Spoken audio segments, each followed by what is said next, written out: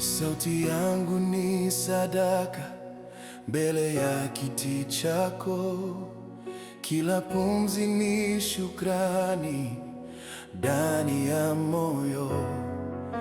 Nikiimba na kuona katika uzuri wako, nikiimba napona kwa uwepo wako.